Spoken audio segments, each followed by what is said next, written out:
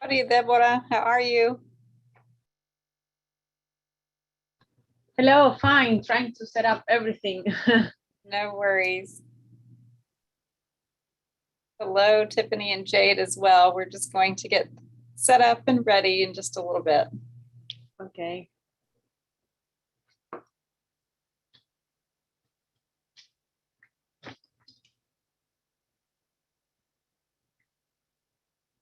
I'm gonna try to organize my office. Deborah, I haven't seen you in a long time. Your hair is long. Yeah. Everyone was fun. telling me you need to ask them to update the picture. Yeah. I think so. I love it. I love it. Thank you. It's been a long time. And the pandemic, you don't go to the. I know. I'm a little bit nervous, but I hope it's like a relaxed thing. It'll be great. Once everybody gets here, it'll be great. Javier and I are a little nervous too. We're hoping all the logistics work out. Yeah, a lot of my friends will join, so let's see. Date Boratiepo. Hey, Javier, ¿cómo estás? Bien, ¿y tú? Bien, bien, bien. From the office today. I come every day. That's good. A little bit back to normalcy. Yeah, we never stop. We came. I mean, when you when you are in a production, in manufacturing facility, then I mean you have people coming. So.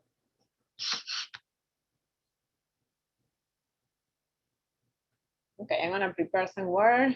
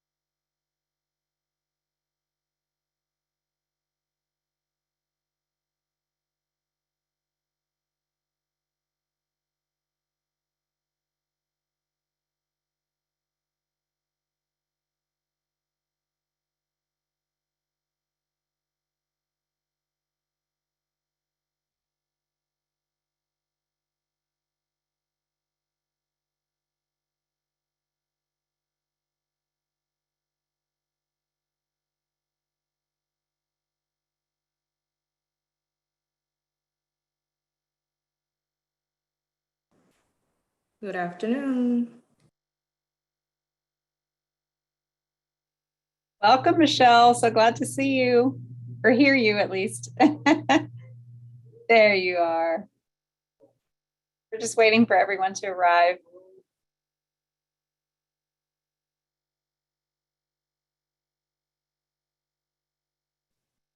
Hi, Michelle.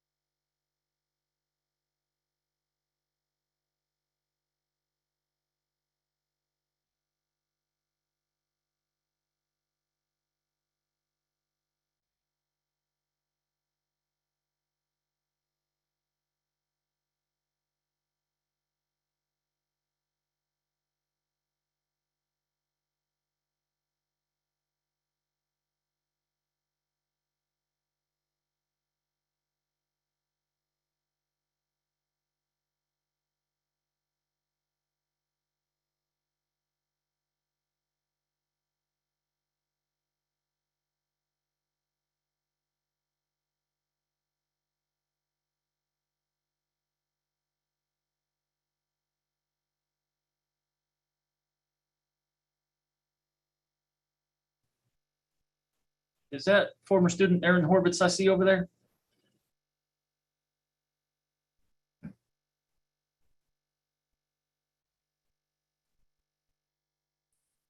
Yes, that's me. How's it going, brother? Long time. Hey, how are you? I'm doing good, and you? Good, good. Right. Awesome. I saw this and I just wanted to show up and show my support. It seems like it's going to be a fantastic talk. How are you doing? There's quite a few of y'all's class that signed up to attend. So yeah, we're expecting to see quite a few more of y'all's cohort. Oh, fantastic. Yeah. How are things Yeah, with you? Good? Excellent. It couldn't be better. I'm very lucky. Awesome. Great. Yeah, the program was life-changing. So That's good. literally. That's good. Yeah, so how are things going over there? Are you Yeah, we're doing good. good?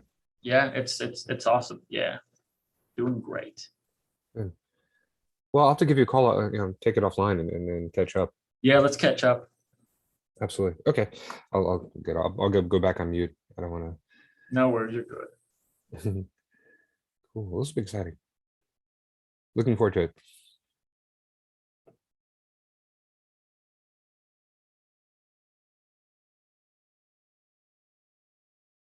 See, Janelle has joined. Howdy, Janelle. Hi, how are you guys? I'm just Doing waiting for great. the room to open up, but I thought I'd just try to connect and make sure that I can get through. Absolutely. Great to see you. Yeah.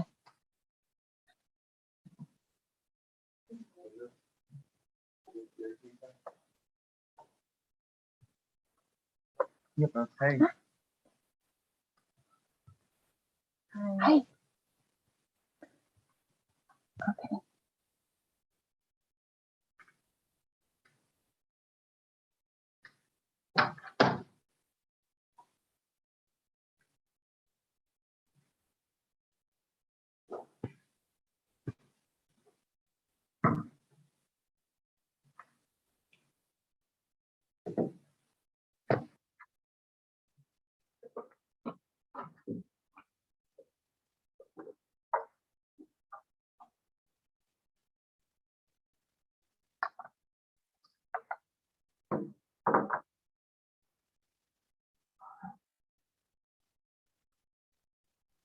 Hello, Janelle.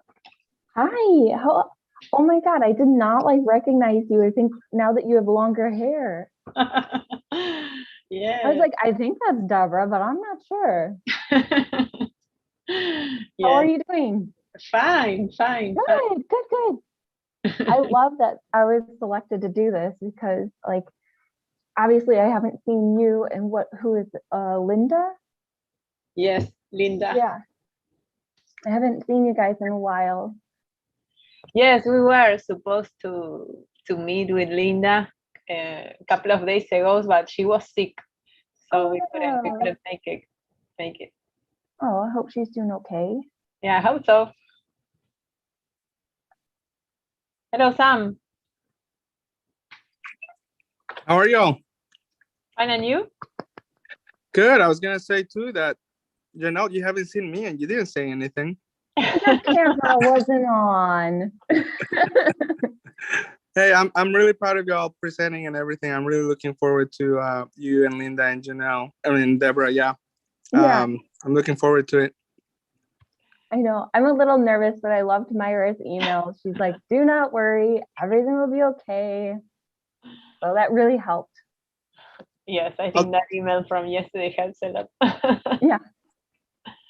I'll try not to ask hard questions like I used to in class. I hope not.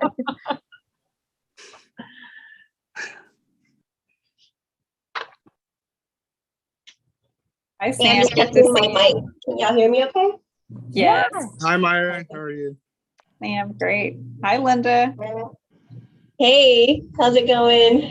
Great. Glad you could make it. Sorry, Deborah, I lost my voice last week. It was so annoying. I lost my voice and it came back little by little. People thought I just took up smoking and just lost it. That's awesome. Long time no see you. How are you doing, Linda? I'm good. How are you guys? Good. surfing the wave.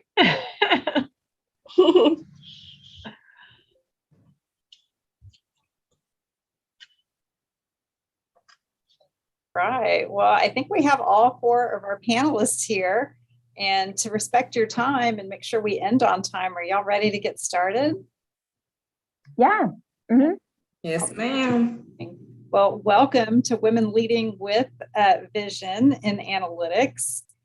We are streaming live today on YouTube. Javier and I are joking about we're actually going to hit maybe our first 1,000 followers on YouTube, which is hilarious because, you know, we're an educational channel and we do nerdy things on here, but eventually we'll get there. So hopefully it will be saved out there for others to benefit from in the future as well. So this is our second Women in Analytics panel at Texas A&M. If you do something at least twice, it's a tradition. So new tradition for us. The goal of this panel is to celebrate the accomplishments of these women and their degrees in MS Analytics, and to share their journey and what they're doing in analytics with others that might be interested in maybe career advancement within analytics or maybe transitioning from another field. I was inspired by some of the great speakers here from the MBA program that they're bringing in, and I saw students asking some really insightful questions of very seasoned business professionals like these women that you normally don't have the opportunity to ask, right? So how often do you get to ask a data scientist, so what do you really do every day at work? You know, how is that? So I hope this provides a forum for that. So we're really delighted to have everyone. Let me see. I have a poll really quick just so that we can understand our audience. Launch that and see how it goes. All right, so everybody get ready to answer this poll. It's one quick question. And again, it's just going to let us know who's in the audience today. So how many years of work experience do you have in analytics or data science?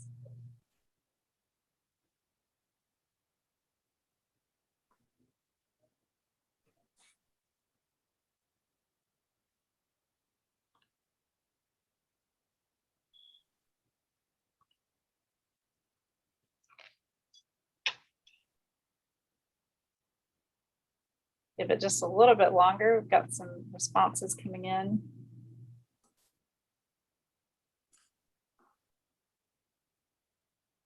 Right.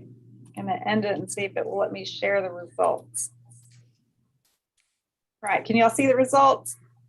Yeah. So 0 years is about 29% of our group. 1 to 5 years, 35%. Awesome. 6 to 10 years, 29%, or 5 out of 17. And then one person with 16 or more years. So that's awesome. Thank you so much for sharing that with us. And now we know who we've got in the room.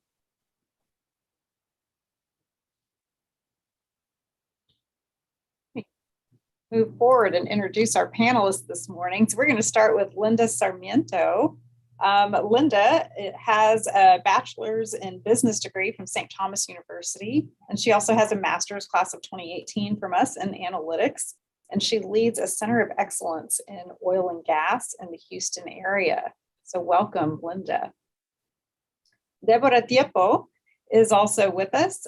She has a master's in industrial engineering, also a master's in analytics with us at Texas A&M. She has gone on and continued to do more studies with data analytics and data science. I've seen that on her LinkedIn as well. And she is a senior quality manager with an oil and gas manufacturing company in the Houston area. So welcome, Deborah. Thank you. Janelle Ream is a data scientist. She has an actuary and financial math degree from Carroll College. When we met her, she was working in insurance and transitioned into retail. She has a master's degree with us in analytics from 2018, but she has that highly coveted title of data scientist. So looking forward to hearing more about that and see how that goes on a daily basis. Next, we have Michelle Davis. Michelle Davis has a computer information systems degree and a master's in analytics. She works in real estate and runs a luxury real estate company out of Katy, Texas. So thank you for joining us, Michelle. It's been a pleasure watching you grow through this program as well. Thank you. I'm going to stop sharing. And are y'all ready? We're going to kick this off very similar to your interview process for analytics. It's Javier and I alternating questions. So I'm going to start. And again, not every panelist has to answer, but if you want to, you're welcome to, and we'll just get started. So how and why did you begin your journey in analytics? I can start, I guess, real quick, because I guess I'm not the typical analyst that you would say because of my background in real estate. So as you heard Myra say, my background is in computer information systems, and the way that I initiated my journey in analytics was a bit kind of funny because it started with my husband.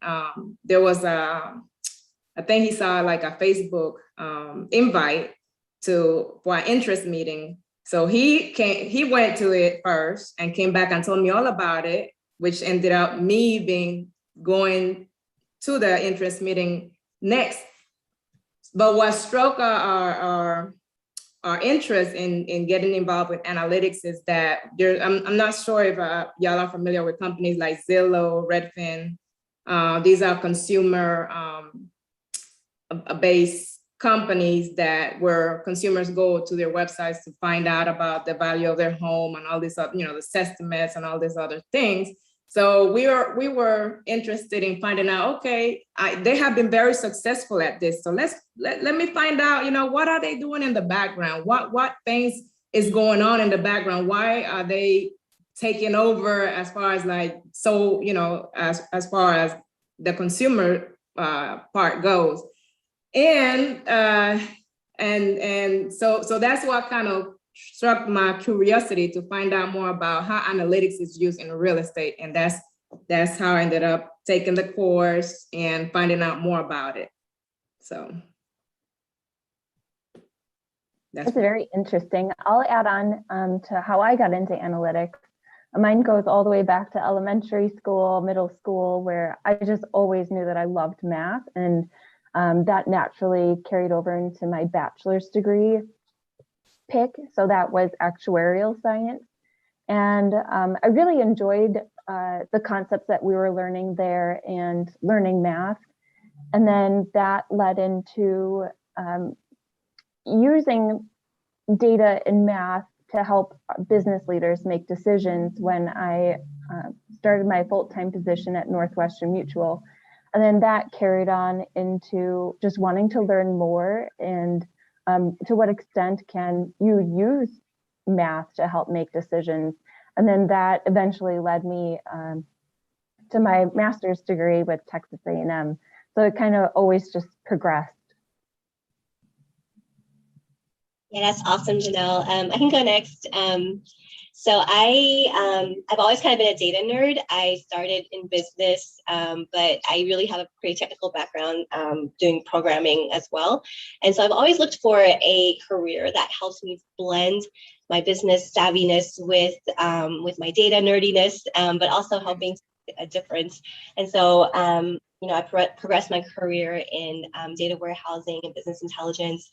And, I have a lot of friends who are doctors, and so they kind of save the world one patient at a time. And I feel like I want to save the world with data. So to me, that's what a data scientist is. It's kind of a modern superhero. And so that's kind of why I went into data science, and, really enjoyed the program at A&M. So it was really great for me. In my case, it started like 10 years ago. I started a new position in R&D process development. So I started to become very involved on the process control of one of the manufacturing process of Tenaris, which is welding pipes, forming and welding pipes. And as I always like statistics, I wanted to do something, but I never had the chance. So when I was transferred to US, to continue to work in process and operations, I found out that Texas A&M had this master And I wanted to continue to learn what can I do with the data I was getting from the process. It's not, I mean, I reached a point where, you know, tools were limited and I wanted to do more and to get more information or try to make more conclusions out of the data, and I was not able. So we were running a project to capture images from the welding processes, and an idea came to my mind and I said, I should continue to learn this. So I started this master, which helped me to build that model that we all wanted. So that's how I started. Wonderful. It's great to see everybody here. Janelle, Linda, Michelle, Laura. It's just amazing. Going back to the recruiting process and then seeing where you all are at now, it's just phenomenal. Let me ask you all, can you describe a day in the life of your job as a data scientist, analytics professional? I don't mind taking a stab at that first. I do a lot of learning in my day-to-day, not only like learning the data that we have, but also learning the business processes. Again, I have more experience in the financial industry, so coming over to retail was a bit different for me. So obviously always learning our data. There's massive amounts of data to learn, not only the data that we currently house, but other subsidiary data sets that are out there too. There's just so much to learn. Also, I make a lot of mistakes. You fail a lot in this process, and you have to be comfortable making those mistakes or being not knowing everything. So I think that a lot of what I do, learning from our business partners of their different functions and how they leverage the data, what means what. So when I interpret the data, I know what I'm doing with it. So.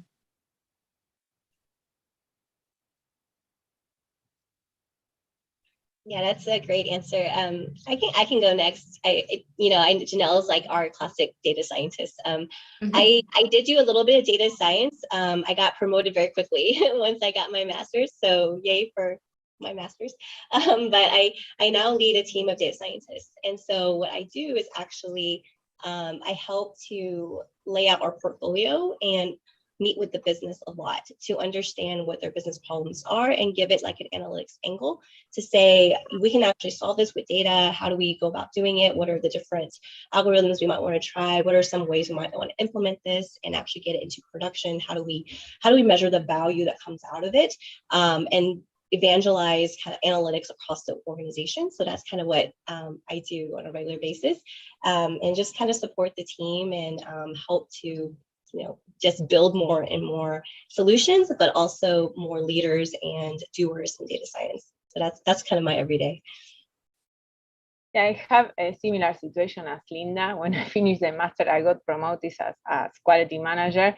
So of course, I got a whole team and didn't have time to work directly on data science task.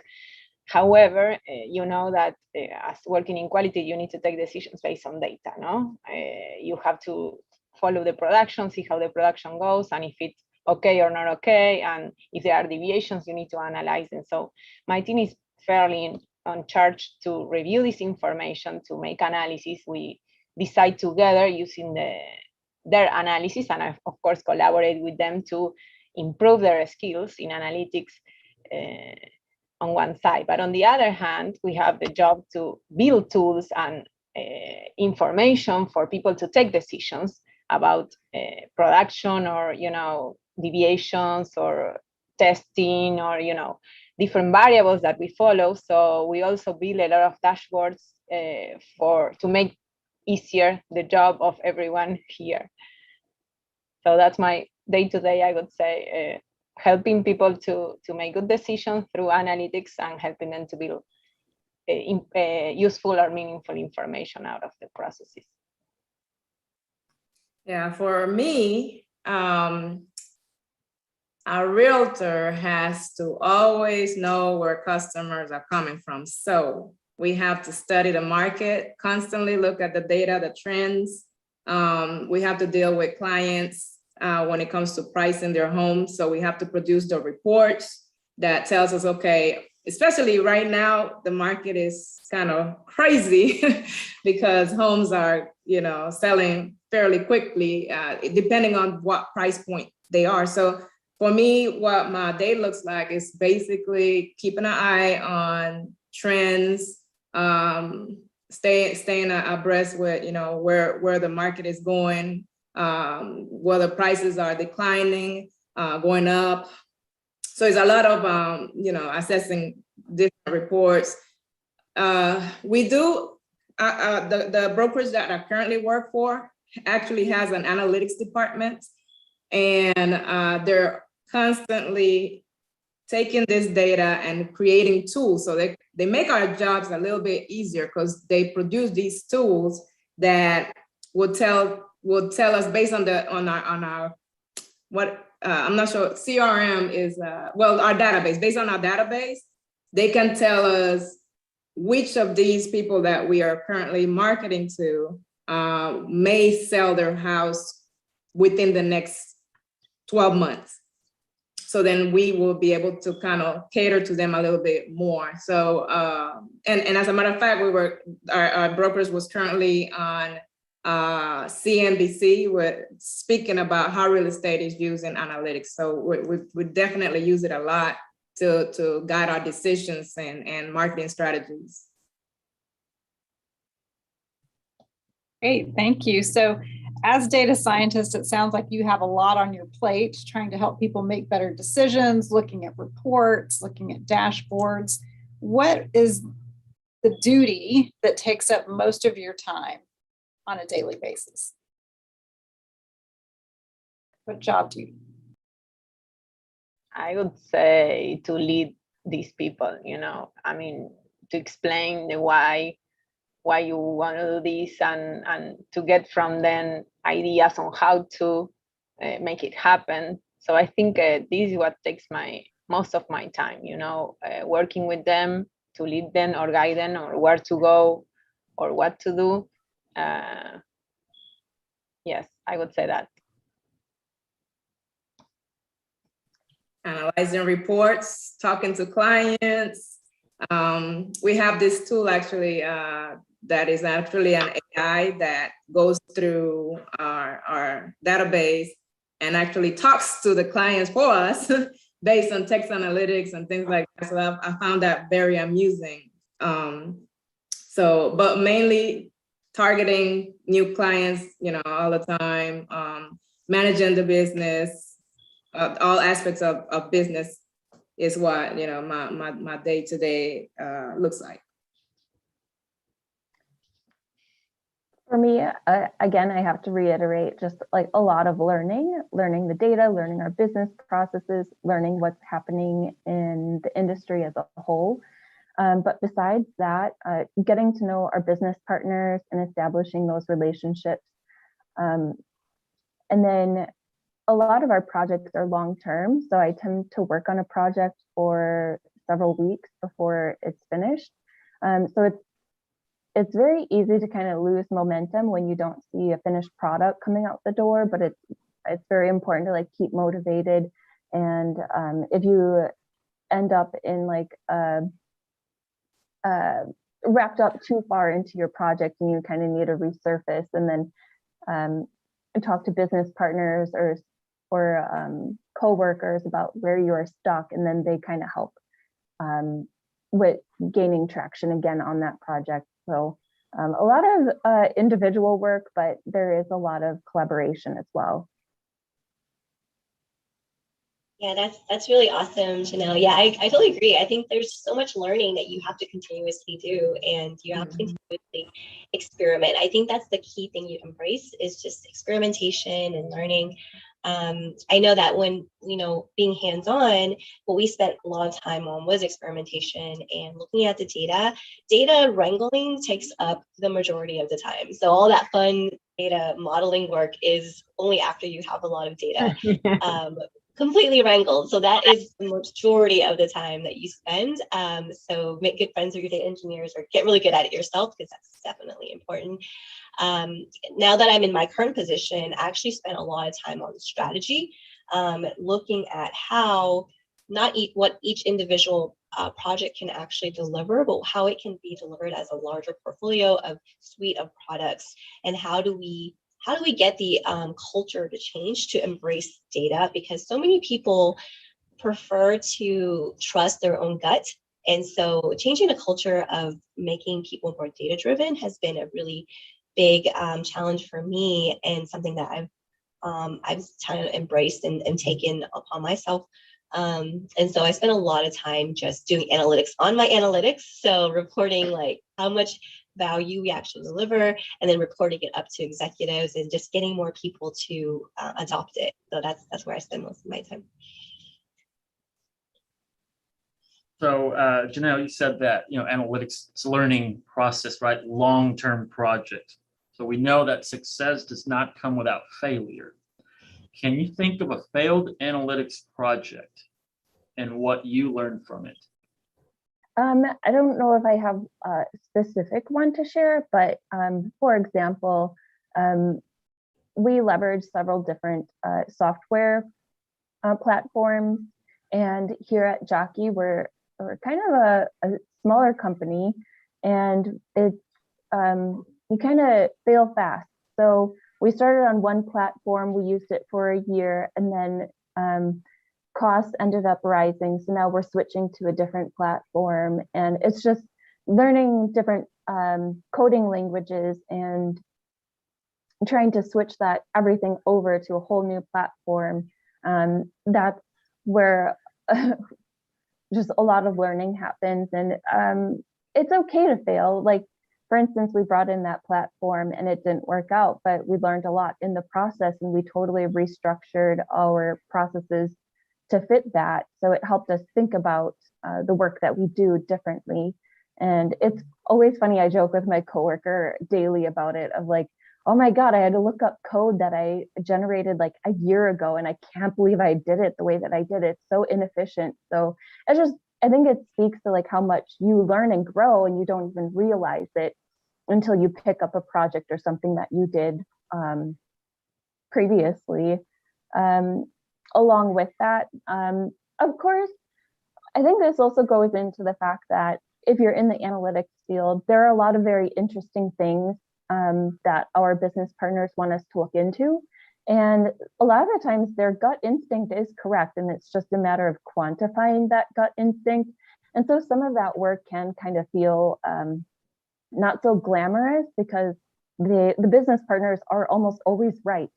So it's just a matter of quantifying it. So it's nothing like a substantial, like, wow finding, but I think that's the majority of the work that comes by me is just interesting things that they just want to look into it, see if there's something there. If there is nothing there, at least we can say we looked into it, checked it off, and can move on with our findings and other items of interest. So that's what I would say. Thanks, Janelle. The question was, I mean, it's for everybody, but I used your comment on, you talk about the learning process. So I didn't mean to sound that I was putting you on the spot, right? But I was using your comment. It's okay. Yeah. So I'll open it up for the rest of you. I would failed say analytics projects. Yeah. Yeah, I would say I don't look at it from the perspective of failure, because from every model that you develop or any kind of approach that you take, you learn from it, as Janelle mentioned, and you basically improve on the basis. You improve. You start somewhere, and then you just improve on it. Analytics is a learning experience with when you start with one thing, it opens up another window to something else that you never even knew that was there. So I would say that it's always a learning and upward hill experience when it comes to dealing with different projects. Mm-hmm.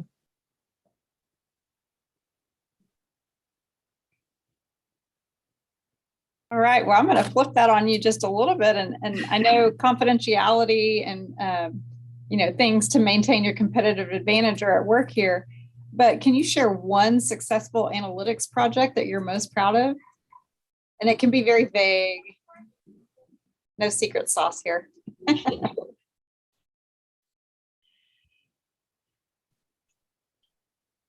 Well, I can share one which I'm very proud of, because I mean the hardest part was the data, to get the right data, which was one of the failures on previous moments for the same project, where we learned that we didn't have all the variables we needed to make this model, and it was connected again, sorry, with the welding process, and we developed several tools to acquire more information from the process, with different cameras. So we integrated, thermal profiles with digital images to get, I would say, geometrical variables from this process, and we have been able with the modeling to predict the temperature that we needed to use to weld the pipe without or with less defects than we used to be. So it was, we were very proud of this, because in the very beginning, this process was mainly driven by operator experience. So the operator was looking at the well and deciding if he was going to increase or decrease the power, to weld, or the speed.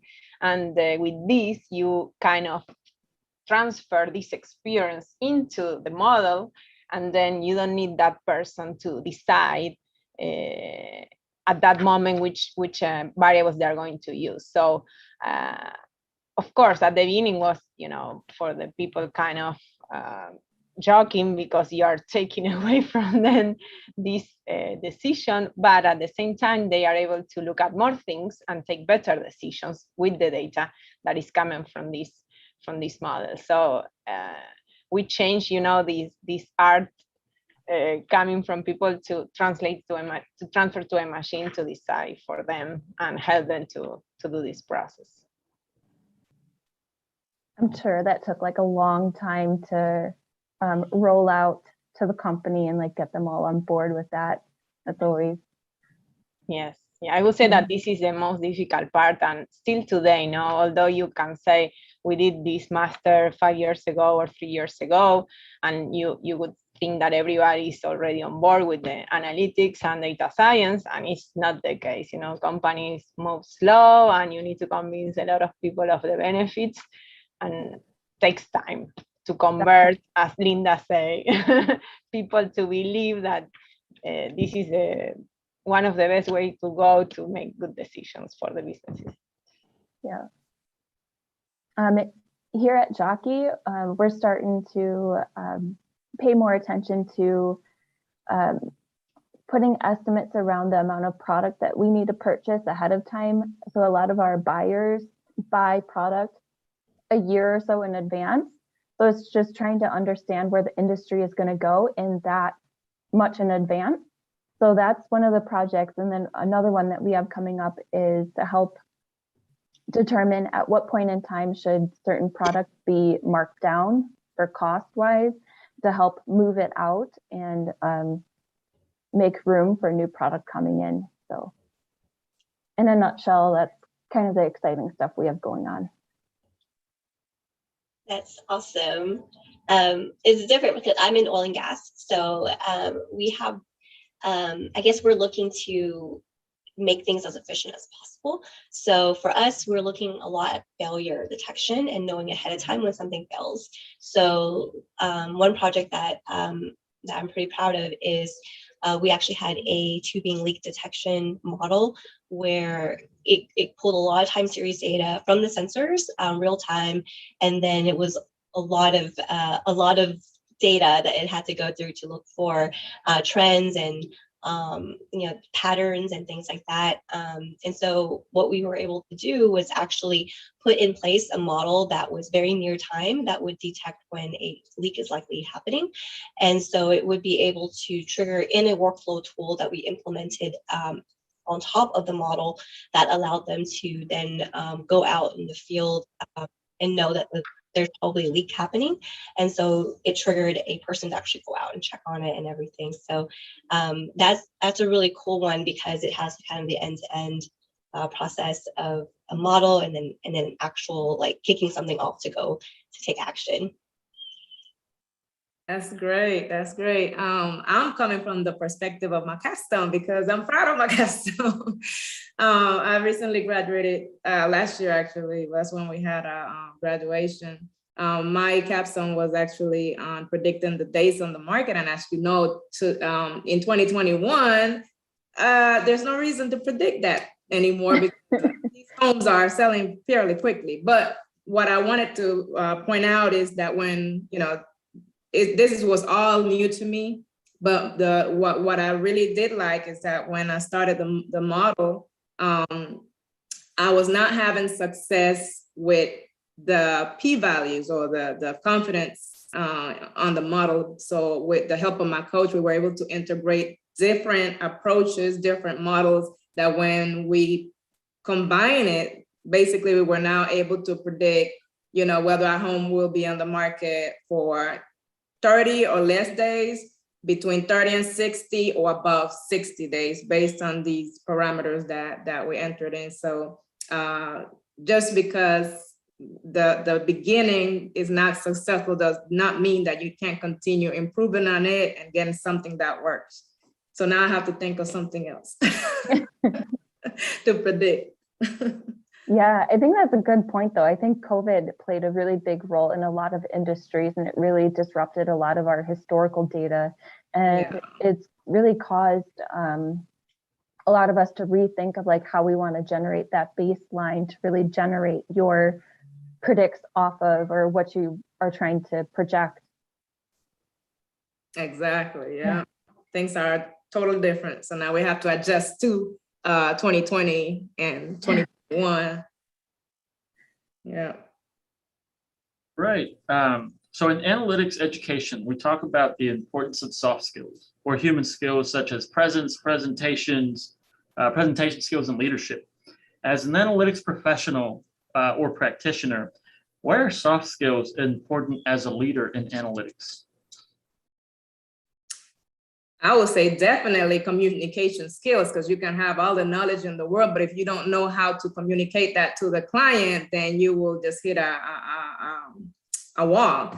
For people to, the common topic has been people to adopt analytics and use it for decision making. Well, it takes people skills and those soft skills to get the right people involved and convince them or show them, okay, you really need this. And it's funny, me and my husband are in business together, right? And not to kind of, how would I say it? I will say that for me to actually convince him of certain things, I have to bring all the data. Okay, look at this. These are the facts. We need to go this way because this is what it, so just how we interact even in our own business is really what needs to be done with decision makers before we present to clients. We can't just say, I think you need a list at this price.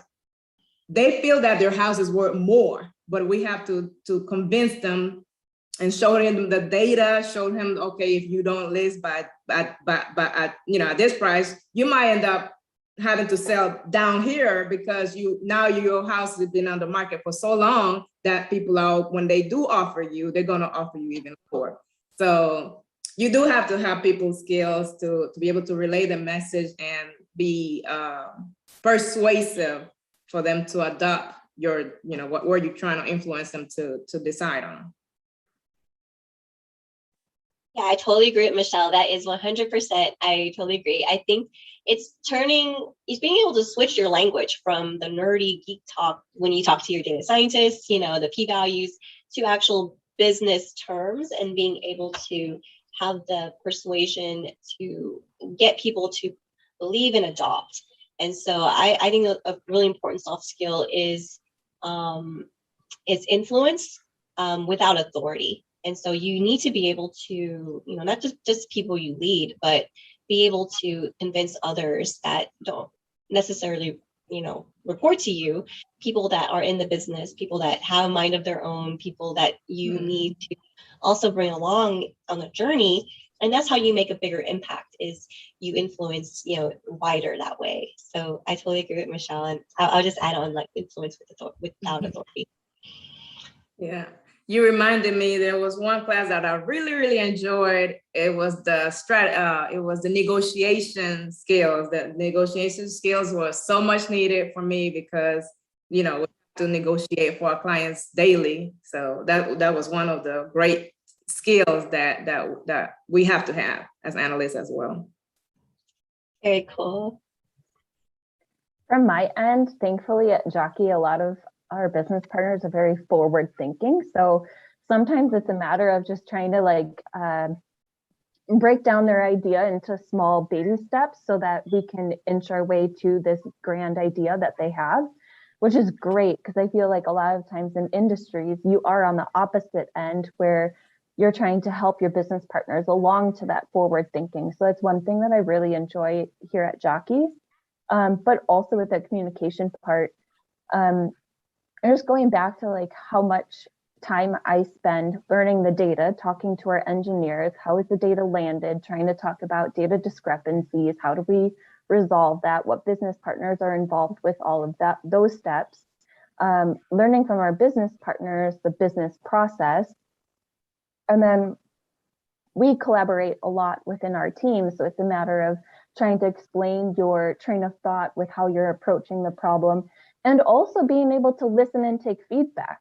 I think that's another thing where you get so involved in something and you think that this is the one way to approach the problem, but then as you collaborate, you learn that you can actually learn a lot from coworkers as you collaborate. And then at the end, of course, you have to present your findings and what you pulled together. So again, if the business doesn't understand it, all that work may go for nothing. So you really have to understand and interpret what you pulled together and how that benefits or impacts your business partners. Yes, I agree with all of you. And I think communication and listening, adaptive communication and adaptive listening, to be able to put in other people's shoes to understand what they are thinking about what you are trying to say. So yes, this I think it's very important, even more when you are in early stages of some projects where you need sponsors. Yes, I totally agree that is the most difficult part and the most needed one. So several of you are already in male-dominated fields, and some of you are in a male-dominated field. You may be kind of oblivious or immune to the differences. But would you say there are any advantages to being a woman in analytics? I know. For me, sometimes, especially it kind of helps being in retail because I feel like the male mind thinks about purchasing different than the female mind does. So there are some times where I can bring other perspective to my male coworkers of well, did you consider color or size or silhouette about maybe why a customer may not be purchasing or will be purchasing. So that has definitely come into play.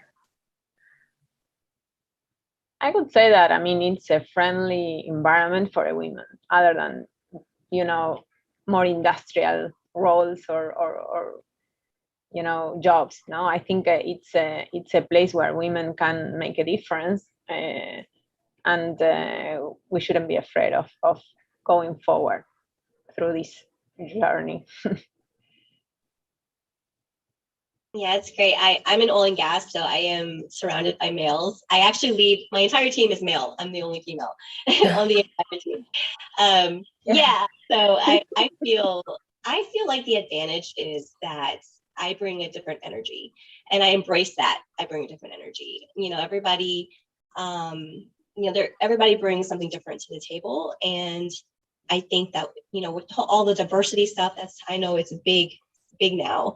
I think we should all embrace what everybody brings differently. And so I embrace the fact that I have this energy that's creative and, enthusiastic and collaborative, that is just a different perspective and a different way of working than others.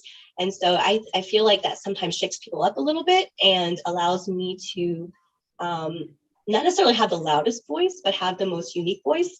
And so it gets some attention just to be a little different. So that's my perspective.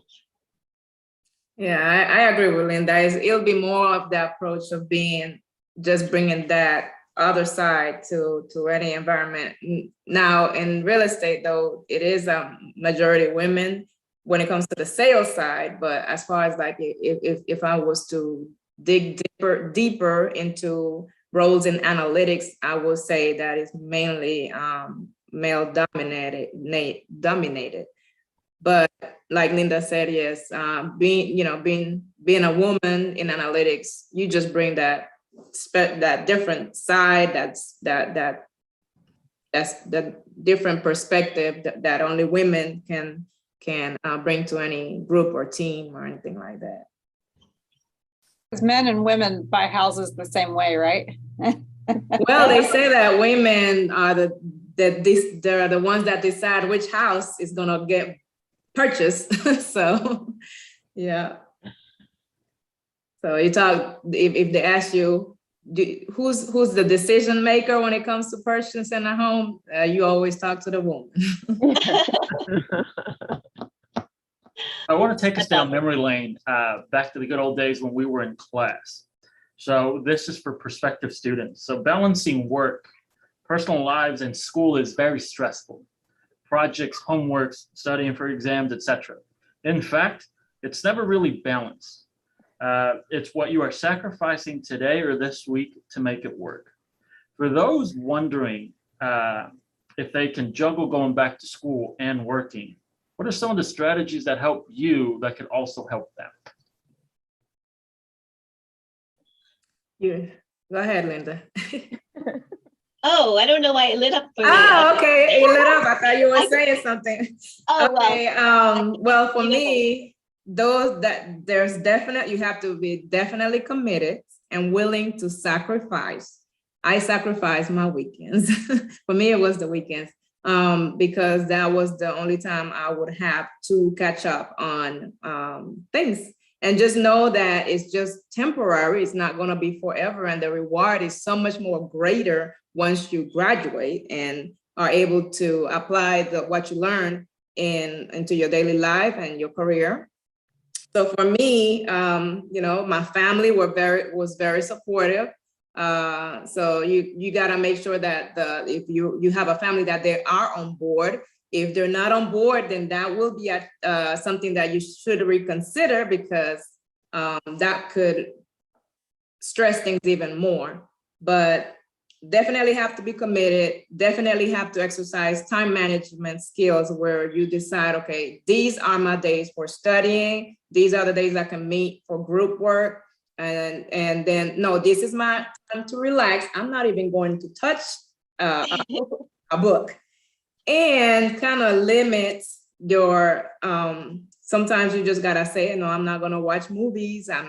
It's just a commitment that you have to do while you're going through the program, but it's definitely worth it. It's definitely doable.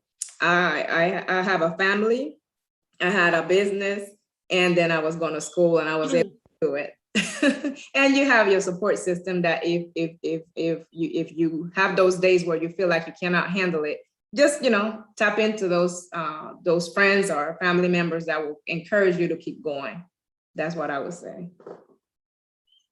And your kids are pretty busy in sports too, and you were still able that too. Yes, I had to miss a few. I had to miss a few games because they coincided with the day that they had the class coincided with the days that they had games. But I was able to watch them on video, so it worked out.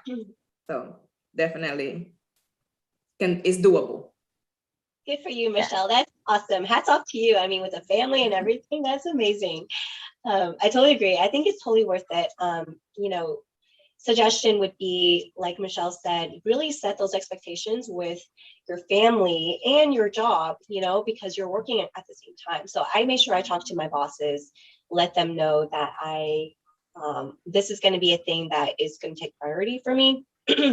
You also need to set priorities for yourself. Decide, do you want to be that A student and make, the perfect A, and then and maybe take a backseat a little bit on work, or vice versa. Like you want to still like ace it at work and then do what you can, but not kill yourself over your academics, because you can't do both. You can't do it all, you know? I mean, we're all human, right? I chose to ace the program because I'm like, it's temporary and it's worth it. It's not like it's forever. And I just took a little bit of a backseat, and I just have to accept the fact that I'm not going to necessarily climb during that period. But I will say that once I finished, I quickly got promoted. So it's definitely worth the sacrifice.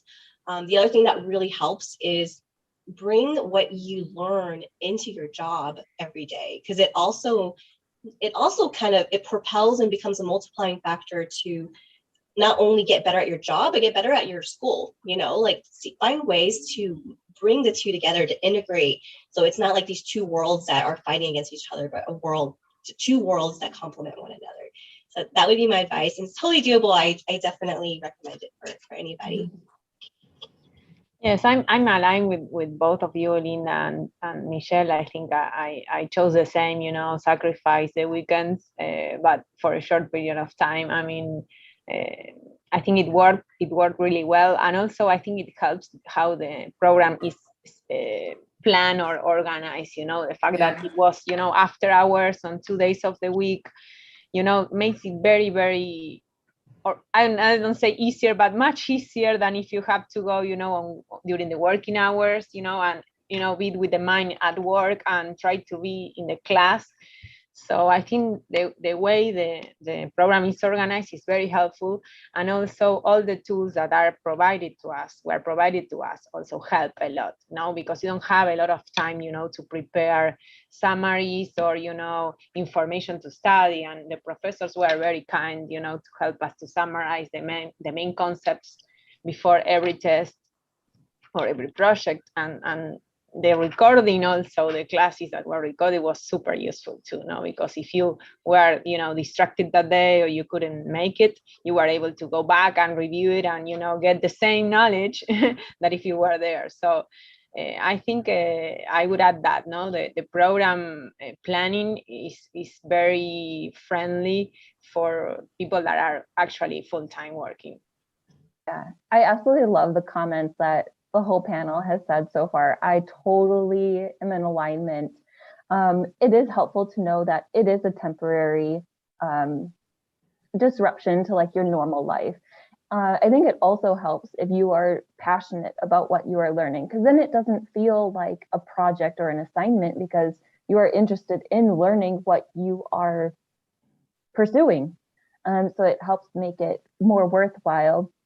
I completely am in alignment with taking what you learn and try to apply it right away if you can. Maybe not like while you're doing the program, but find different ways or jot down ideas of how you can leverage some of the concepts that you learn, because it helps, I think, motivate you a little bit more to like keep going through the program, because it can be a lot, but it is also, like everybody said, it's very beneficial to go through the program.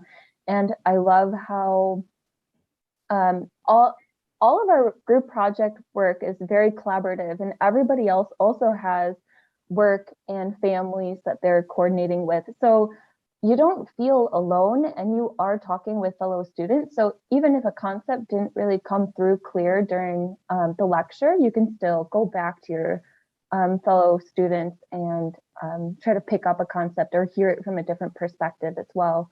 I absolutely love the program. I love how it was set up. I participated as a remote student, and I felt so involved with Texas A&M, even for just being in Texas a few days. And just like the online students, the collaborative project work really made it helpful for me to stay motivated. And again, with the lectures being recorded, I still watch them to this day. So it's so beneficial.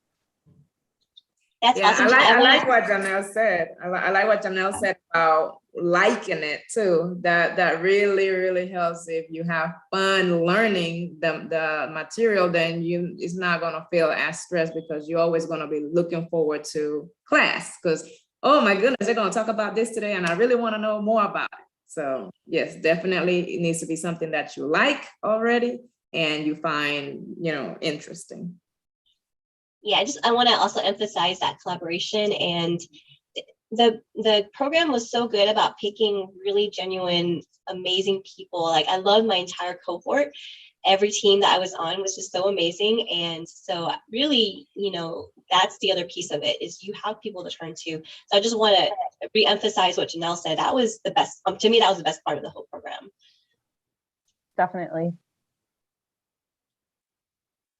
We have quite a few in the audience that are interested in transitioning into analytics. And I know all of you had kind of a data intensive job before the program or while in the program, but not analytics per se.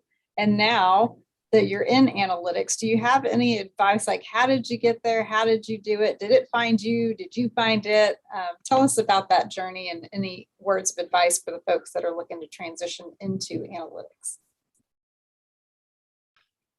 I can take the lead on that. I think if you're already interested, you're in the right spot. I think for me, starting my route through the actuarial path, I always felt like I had to master all the concepts, but actually now that I'm more into the field, like, you will never master all the concepts. That's just impossible. And I found it a lot easier to just continue to be interested. Google has a lot, is a really great resource, and there are so many MOOCs out there to help you get started. But I definitely feel a program such as Texas A&M's master's program really helps bring you to that next level of learning those concepts. But if you're just starting out, definitely leverage your resources. There are so many books out there with different concepts to learn to help you get started.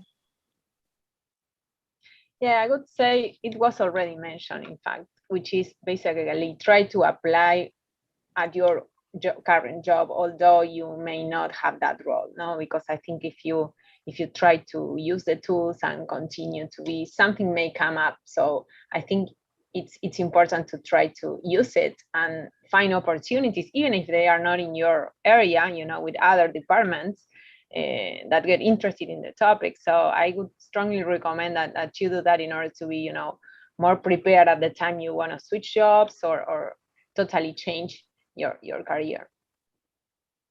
Yeah, for me, I would say if anybody was like me, where there was no background whatsoever, and my background was totally computers, what helped me was, and I would say, don't feel intimidated. At first I felt like, I'm going to be in the room with all these engineers that already,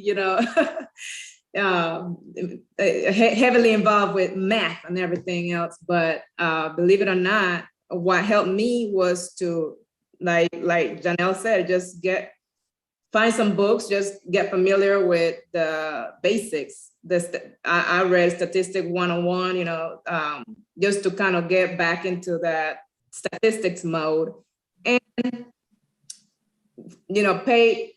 ask questions during class. I would tell you, I was one of the main ones asking all the questions, because if I did not understand it, I would have had trouble afterwards. So I would say, don't let it be intimidating. And I would say,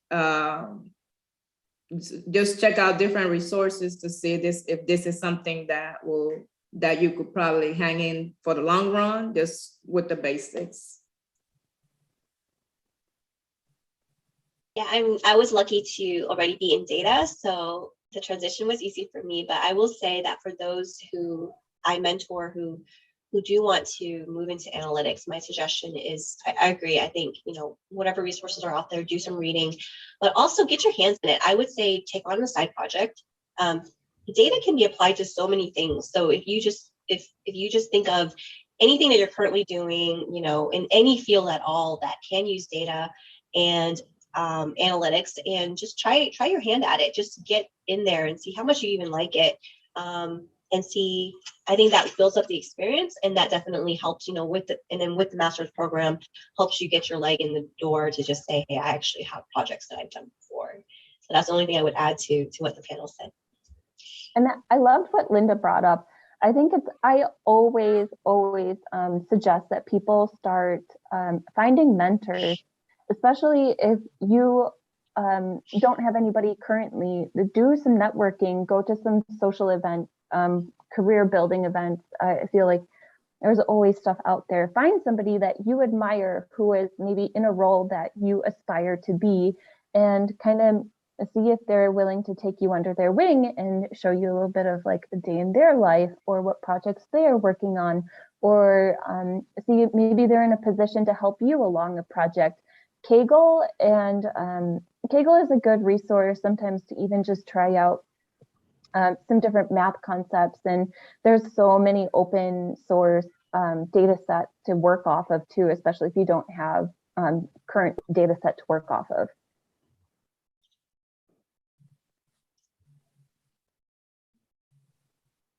All right. Now we're getting towards the end. I have one last question before I turn it over to the panelists so they can ask their own.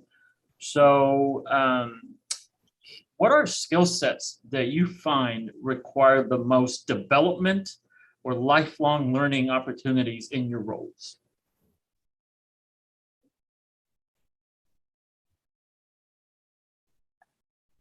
Be comfortable being uncomfortable, I think, is always a good suggestion.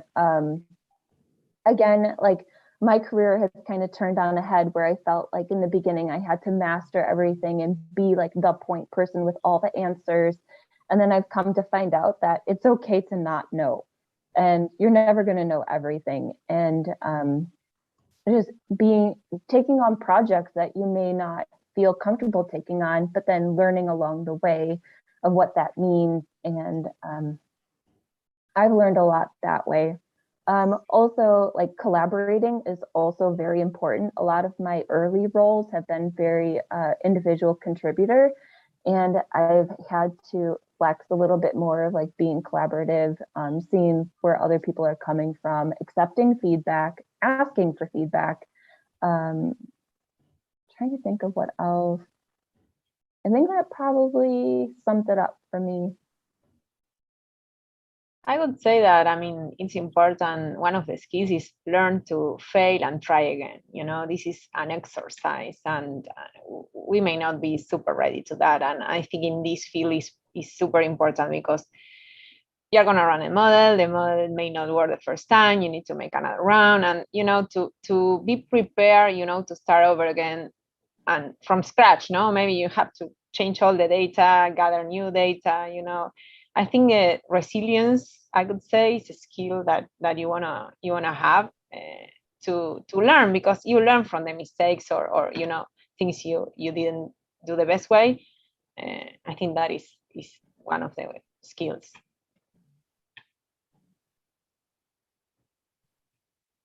Yeah, that's excellent, Deborah. I would add agile. Be flexible. You know, when you do fail, when you are resilient, get creative about what are some different ways to look at it. You know, what are some different data points that you might have forgotten to think about. And you know, collaboration always helps as well. But yeah, just be willing to change and shift gears and just go with the flow. And every mistake is a lesson learned. Right? So think about what other ways you can solve a problem. I would say that organizational skills, you really want to be able, you want to be organized. I would also say if you're already analytical and as far as like personality wise, you know, I would say that helps, because inquisitive minds seem to always want to fix things. You know, inquisitive minds see the problem and they always want to find a solution. So if you're a problem solver, then, you know, that's a good skill to have. You know, problem solving, communication skills. You want to definitely learn how to, know how to communicate and be patient. You know, having patience. Yeah. Right. Now, I want to be respectful of everybody's time, and we are, you know, towards the end. So we'll allow 1 to 2 questions, and then we'll call it. We all got to go back to the office. I know that you have quite a few fans here with former students and colleagues. So if anybody has any questions at this point, please unmute yourself and go ahead. Again, 1 to 2 questions and then we'll call it. Okay, we will have this recording available later on as in our YouTube channel. So at this point, if anybody wants to unmute and ask a question, by all means.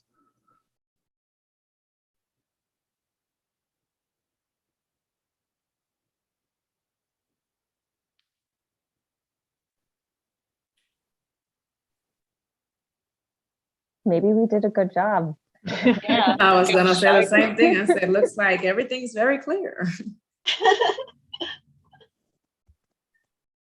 If there's no questions, I think the only other thing that I would add is what was very important for me is to find a company or atmosphere where you feel comfortable making mistakes, that you feel respected. Like find what your non-negotiables are when you're applying for a job and try to see if they fit that. I think sometimes it's so easy to go into a role just to take a role and to get experience, but if you want a long-term commitment, try to find what your non-negotiables are and make sure that they fit that. That's a good advice. Mm-hmm. Good advice. Okay, Myra, I guess no takers. Well, thank you, ladies, so much. We appreciate your time with us today very much. Could we give them a round of applause or a thumbs up or something? And Myra and Javier I want to thank you for offering this opportunity to us, as well as and I want to let everybody know that Myra and Javier are very helpful when it comes to the program. They will not leave you stranded, and they will. What really help make it through the whole program is that they provide you the guidance through the whole process. So I want to hats off to you for keeping that. Thank you. Thank You're you. very kind. Looks like somebody has their hand up. Is that a hand up somewhere? It's Let's see, I'm giving you a round of applause. Oh, That that's was a not thumbs up. Oh, I would yay. say too that women's in analytics are very important because we had people like Linda in our class who had the best study guides, and Yeah. I think more than one benefited from them. So thank you all. Yeah. Thank you. I don't know if you guys can see my slide or not. My technology is not working today. Can you see a slide that says fall admission dates? Yes. Yep. Awesome. So those of you considering a change or transition into analytics, we've got a deadline coming up, and we can do interviews the first week of November, and you would know whether or not you're in the first week of November, allowing you the rest of the time to prepare and get ready to join us next fall. We admit cohorts every fall semester. Javier's got a QR code here for you if you need to know where to apply. So we do a very simple pre-application. It's super easy. You upload a resume and an unofficial transcript, and we'll get back to you and let you know either, hey, you might need a GRE or a GMAT, or invite you to an interview. So super easy, very simple. I think what you heard from our ladies is the degree is very well worth your time. It's worth the time and energy. We understand it is a sacrifice, but you don't have to leave work. You get to do it in the evenings. But anything worth doing is a little bit hard. And I think that's what you heard today. Javier, what else do you have to add? It's been a pleasure playing co-host with you today, and a pleasure seeing our former students. And we look forward to seeing some more of you. We've got a fun little goodie that we'll send you in the mail, and I hope you enjoy that. Thank you. Thank you. Thank you to the panelists for taking time out of your busy days. To the people in attendance as well. Our lunch hours are precious, right? So thank you for carving out a little bit of time to listening to this session, as well as your colleagues and former students. It's wonderful to see the IE network, being played out in real time, because you do have quite a few of your former classmates in attendance showing some support. So thank you all for being here. Stay safe, and we will see you all in the next one. Y'all take care. Thanks, everybody. Bye-bye. Thank you. Y'all too. Bye. Thanks. All right.